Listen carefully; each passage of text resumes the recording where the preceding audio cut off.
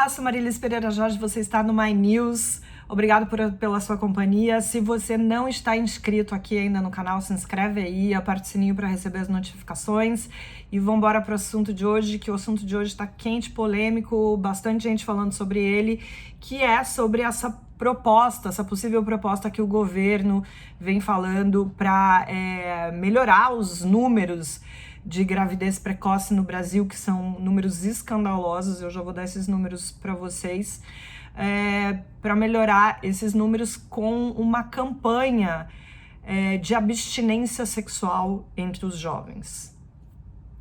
Eu venho falando sobre esse assunto, escrevi uma coluna na Folha de São Paulo sobre ele, mas eu quero falar com vocês sobre isso porque eu li alguns comentários em relação a esse texto que eu escrevi, que são comentários interessantes, e alguns deles falam o seguinte: Marilis, qual o problema de se fazer uma campanha para que os jovens comecem a vida sexual mais tarde?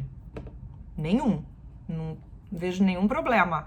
Acho, inclusive, bastante importante que dentro de um programa de educação sexual, os jovens tenham mais consciência da importância de, enfim, escolher o momento certo em que fisicamente eles já estão desenvolvidos e psicologicamente eles já estão preparados para esse momento da vida, para essa nova fase que se inicia com responsabilidade, com consciência, com segurança, enfim, com várias coisas.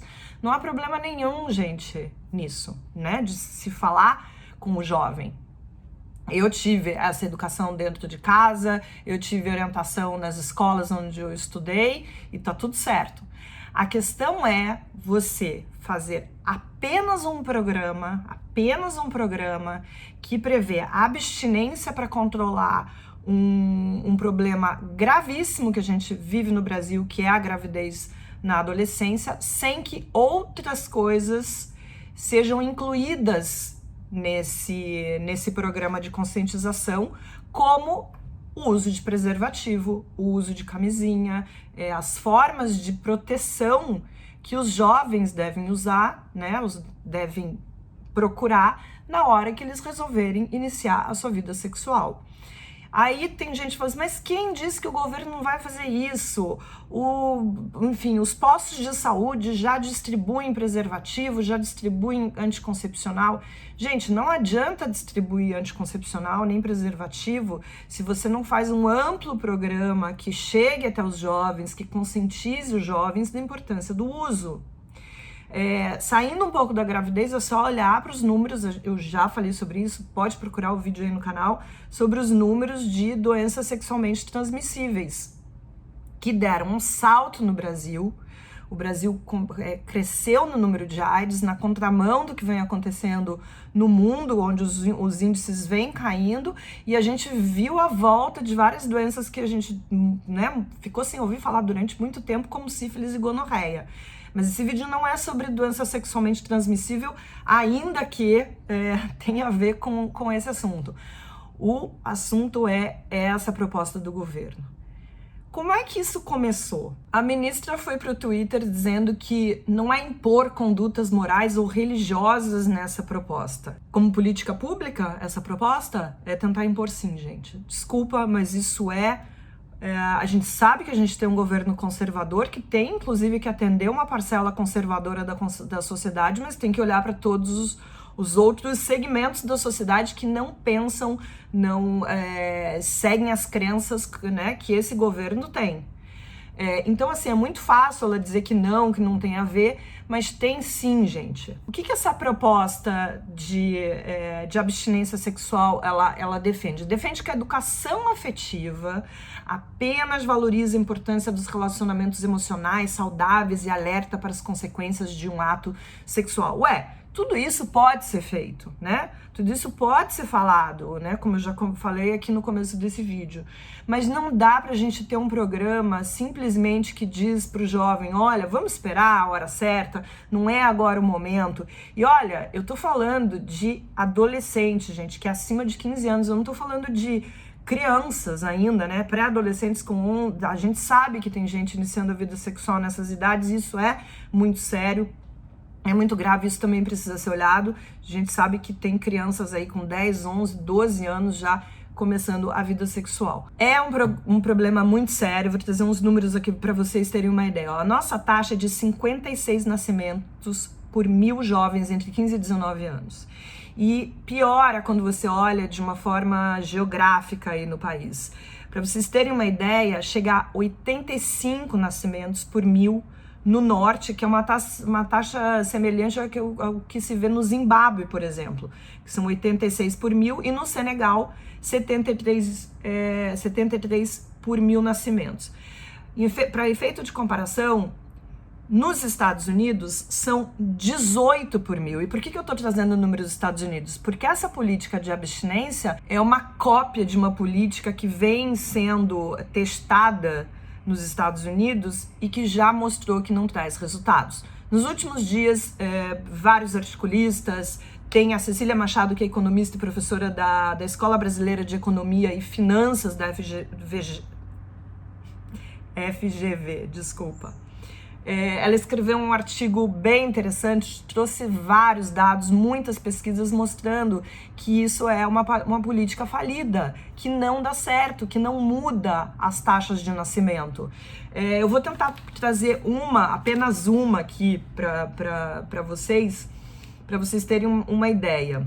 Olha, a Cecília, ela traz enfim, esse artigo dela na Folha de São Paulo traz vários dados, mas ela traz uma questão aqui que ela aponta o seguinte, que no Instituto de Pesquisa Matemática, isso foi feito em 2007, avaliou 4 programas de educação sexual baseados em abstinência nos Estados Unidos.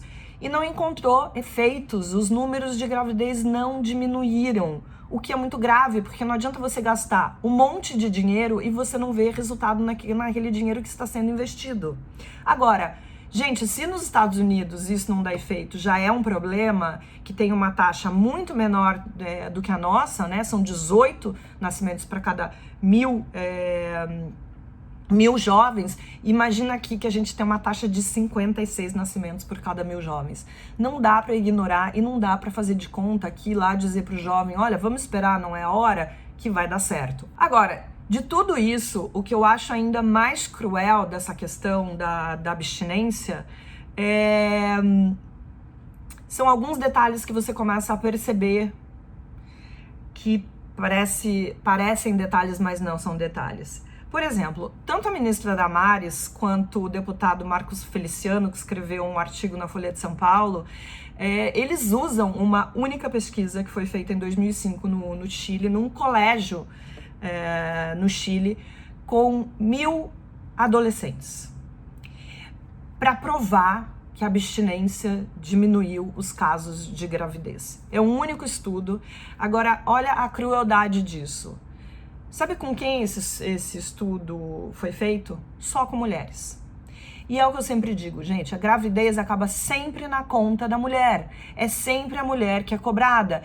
Então, assim, quando eu vejo essas campanhas, eu fico olhando lá atrás na cabeça dessas pessoas e no fundo eu sei que esses grupos conservadores, o que eles querem mesmo é dizer mocinhas, não transem. Não adianta, é muito claro que o propósito desse governo é sim tentar enquadrar a vida sexual dos adolescentes, principalmente as mulheres, de acordo com as suas crenças. Você vai falar que eu tô exagerando. Não tô exagerando, gente. É só você ir lá em qualquer reportagem que fala sobre gravidez na adolescência, aborto, estupro, e você vai ver os comentários. Os comentários são sempre super fofos, dizendo que as mulheres têm que saber fechar as pernas. É isso que as pessoas acham. É sempre, você nunca vê uma cobrança em cima dos homens, você nunca vê uma cobrança da responsabilidade dos homens. E é muito cruel, porque a gente sabe que desde sempre as mulheres são cobradas a começar a sua vida sexual mais tarde. As mulheres sempre foram cobradas até muito pouco tempo de chegar ao casamento sem terem vida sexual ativa, a gente sabe muito bem. Enquanto o que acontecia com os homens? Vocês que são homens sabem, gente. Os homens são levados por pai, parentes, amigos, são levados ao puteiro quando tem 12, 13, 14 anos. Quanto mais cedo, melhor. Resolver esse problema, fazer esse menino virar homem. A gente sabe. Então, essa questão da abstinência,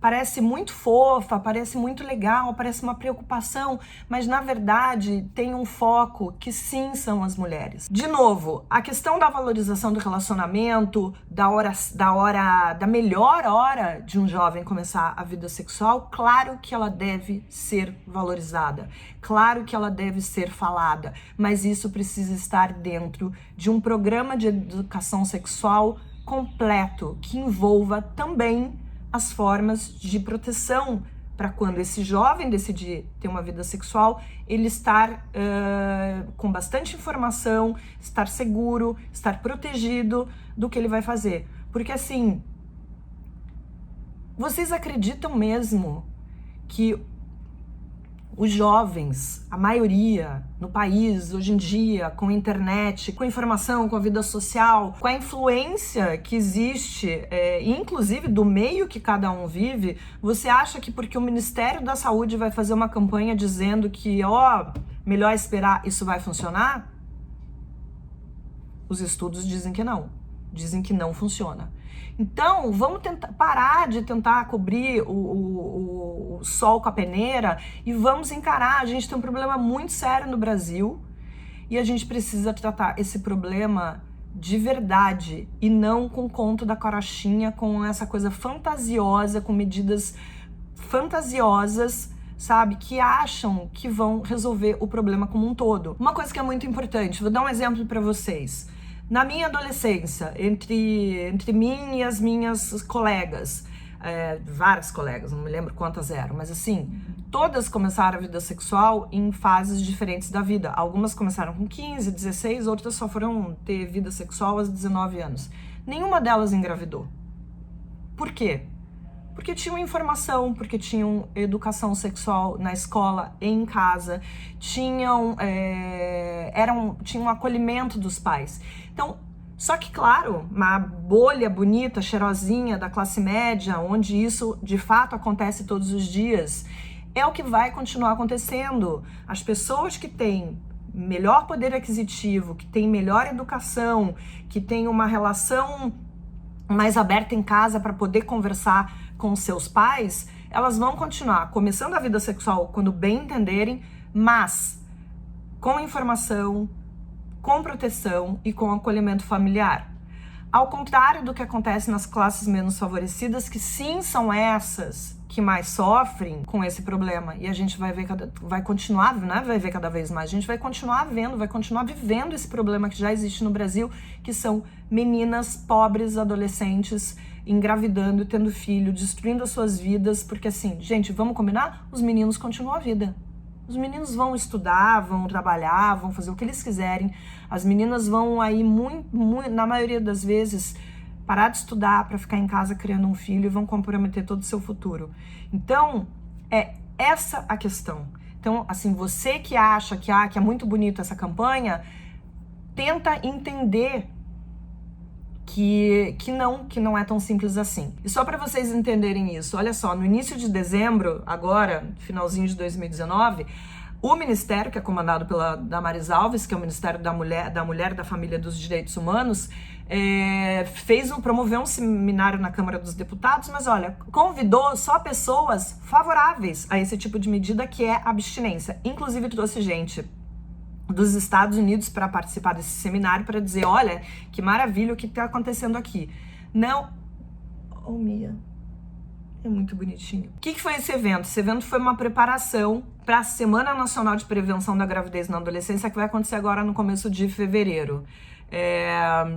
Isso foi instituído aí por uma lei federal aí para disseminar informação, só que entre esses convidados estava quem? Estava um pastor que coordena a organização cristã, Eu Escolhi Esperar, e a presidente da Associação Americana, que também tem esse viés aí.